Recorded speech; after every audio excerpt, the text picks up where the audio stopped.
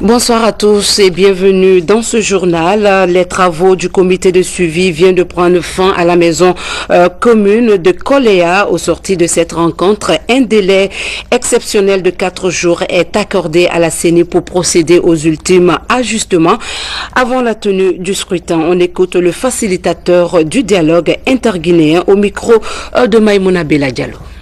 Le comité international représenté au sein du comité de suivi se sont impliqués étroitement à toutes les étapes de la mise en œuvre de l'accord du 3 juillet sur l'organisation des élections législatives en Guinée.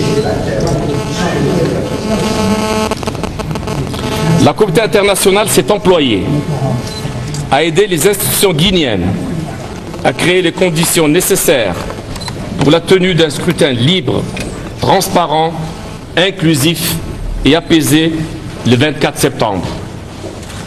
Le souci qui a animé les représentants de la communauté internationale au sein du comité de suivi a été de corriger les anomalies relevées pour rassurer les partis politiques impliqués dans les élections quant à la fiabilité du scrutin.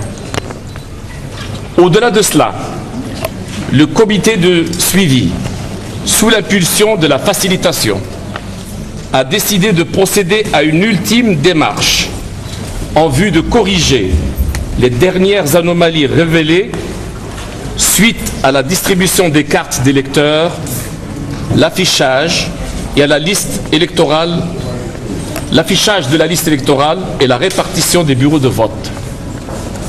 C'est ainsi que lors de la réunion du lundi 16 septembre 2013, le comité de suivi a examiné un certain nombre de problèmes qui ont été portés à sa connaissance sur des questions relatives au fichier électoral, à la distribution des cartes d'électeurs, ainsi qu'à la répartition et à la localisation des bureaux de vote.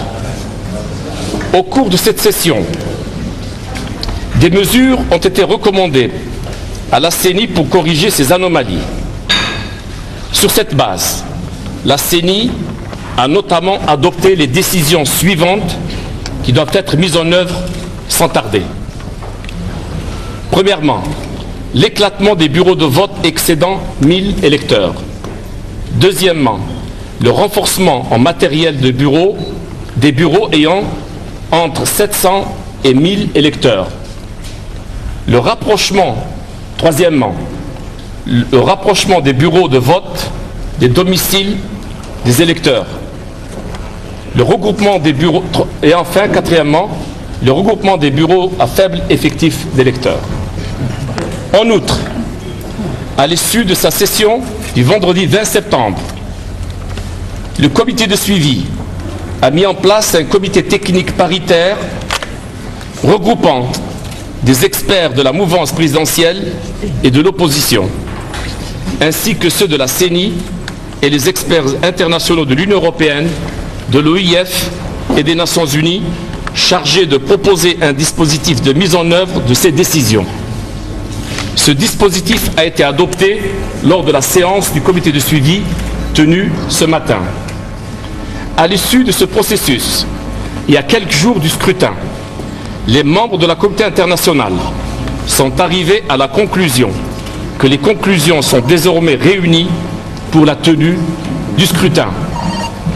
Toutefois, dans le souci de rassurer toutes les parties concernées quant à la mise en œuvre effective de ce dispositif, la facilitation, avec le soutien des représentants de la communauté internationale, a engagé des consultations impliquant les signataires de l'accord du 3 juillet.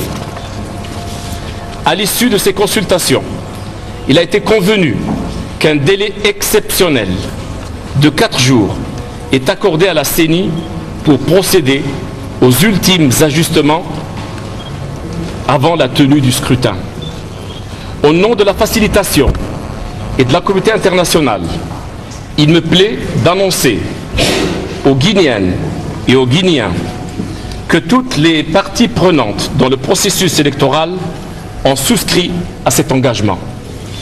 Nous sommes convaincus qu'avec cet accord, rien ne pourra plus entraver la tenue des élections législatives dans les conditions libres, transparente et inclusive le samedi 28 septembre 2013 en Guinée et à l'étranger. Sur cette base, nous invitons toutes les autorités nationales concernées à prendre les actes nécessaires à la mise en œuvre immédiate de cet accord.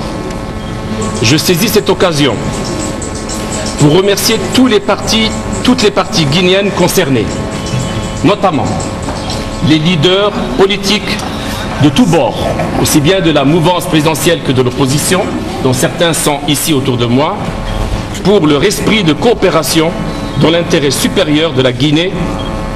Je remercie en particulier le président de la République pour son sens élevé de la cohésion nationale.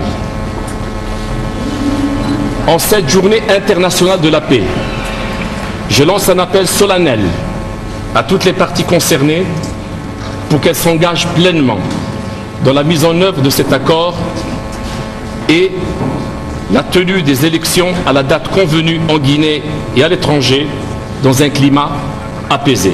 Merci de votre attention.